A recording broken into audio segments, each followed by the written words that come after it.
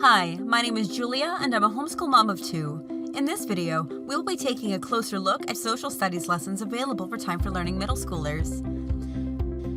Time4Learning is a complete curriculum which combines all the steps of the learning process through interactive and engaging lessons.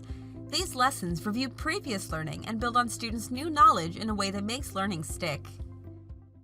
Thinking geographically, we are going to unlock the secrets of history, specifically American history, and we are going to rediscover the connection between the United States history and the world. For history itself is made up of geography, past events, and other social sciences, as well as economics.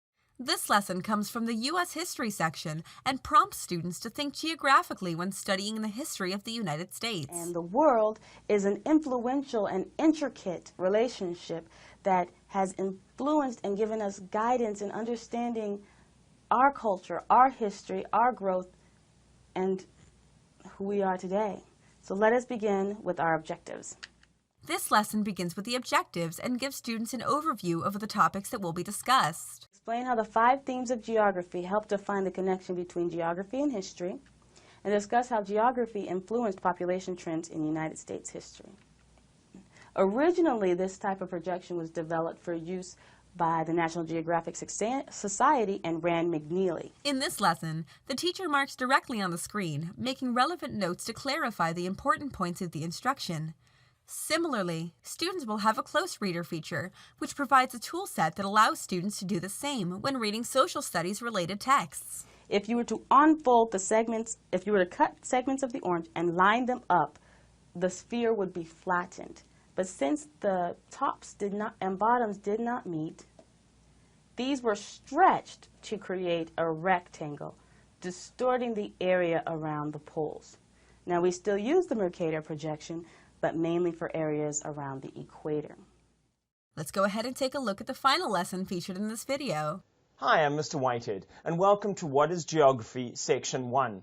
So have you ever thought about traveling the world, about visiting a place where nobody speaks the same language, or where you'd eat completely new food, or where you'd get to see new sights? What if you had a chance to travel to India? This lesson comes from the middle school World Cultures and Geography lesson and is a lecture titled, What is Geography? Museums, buildings, etc. About what kind of sports and games people like, and the food they eat. About their weather, so that you know more about where you're going to visit. When you're learning about these things, you're learning about geography. But geography helps us understand people and places. But it isn't just good for planning vacations. We use it every day when we think about the same things in our own life. Time4Learning lessons prompt students to think critically by exploring the history and meaning behind relevant historical events and relating that information to current everyday life. At intervals within the lessons, students may be required to apply this information by responding to thought-provoking writing prompts or through the completion of engaging projects. Identify examples of how geography is used in the world around us.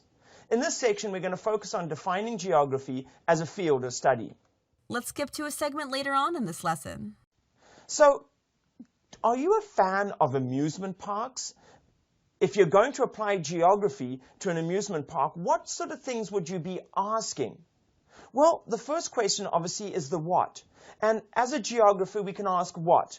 What is an amusement park anyway? What kind of a place are humans creating here? What kinds of behaviors are humans taking part in? And what kind of culture are they setting up? Geographers will really take a look at what goes on in a place like this. The second question is where. Geographers also ask where. They can ask where are amusement parks located? Where do people build them?